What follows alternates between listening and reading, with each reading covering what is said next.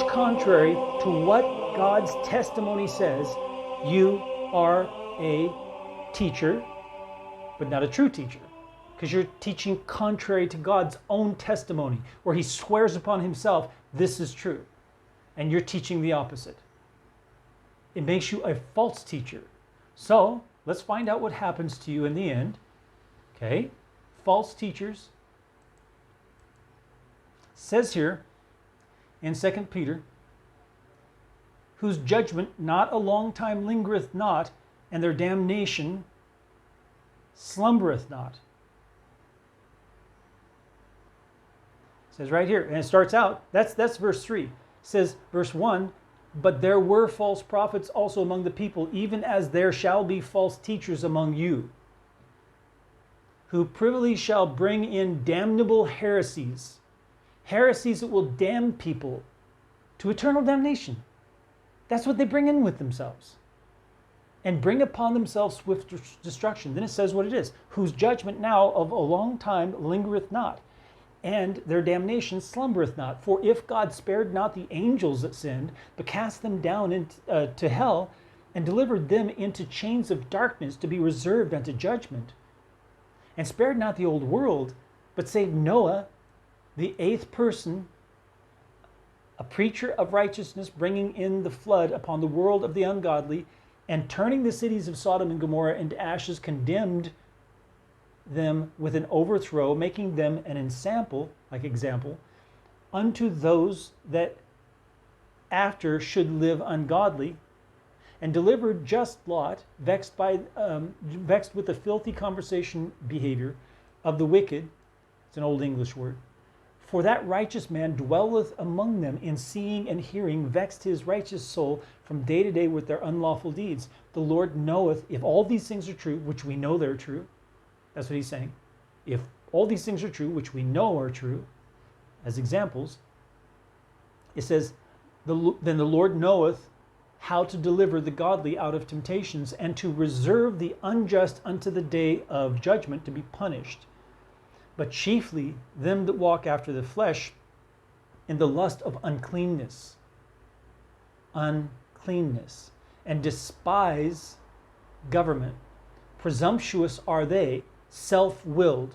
This is key. We're going to bring this up again in the next video, where we talk about Andrea, so-called child of the Most High. We'll say who this Most High is, because she revealed it herself with her own lips in her latest video. And we're going to reveal that she is actually a false prophet. Now, I didn't know this before, but now I see it because she has said it by her own lips. All right. It's unambiguous. There's no hatred towards her, not from me. I've actually declared in a recent video that she preaches the gospel, which she has preached the gospel. But now she's turning away from it, just as God said he would deliver into the hearts of these people to wander astray. Okay, so but chiefly them that walk after the flesh in the lust of the uncleanness and despise government, presumptuous are they, self-willed. She even says that no one can correct her. Yeah, she says so. Don't even try correcting me. God gave me this and no one can tell me differently. She is self-willed. She sets herself above everyone else. They are not afraid to speak evil of dignities. They're not. They're not afraid to speak evil of dignities. Whereas angels, which are greater in power and might, bring not railing accusation against them before the Lord. But these, as natural brute beasts, made to be taken and destroyed, speak evil of the things that they understand not, and shall utterly perish in their own corruption. Now, corruption doesn't mean you have to be like sinning some vile sin. Like what we think of, like some sexual sin, or sin of gossip, or greed, or those kind of things. If you are a false prophet, you are prophesying falsely. You're misleading people. Not only that, even if what you say comes true, doesn't mean you're a true prophet. That's what it says in Deuteronomy. I'll put the video up. You can have a look at it. It's in the beginning of our playlist for false prophets. And it goes through Deuteronomy and what it says about how to measure false prophets. The second part of that measurement is if they are leading you away from worshiping the real and living God who is in Scripture.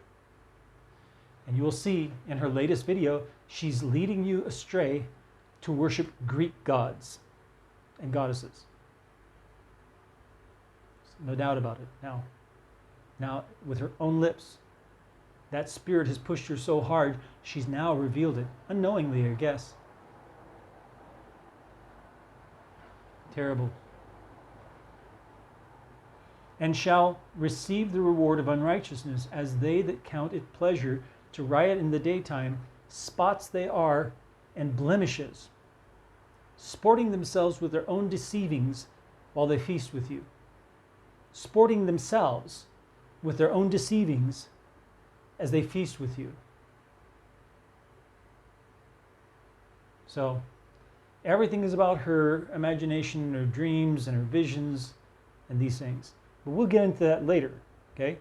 What I want to focus on is this pre-trib rapture thing.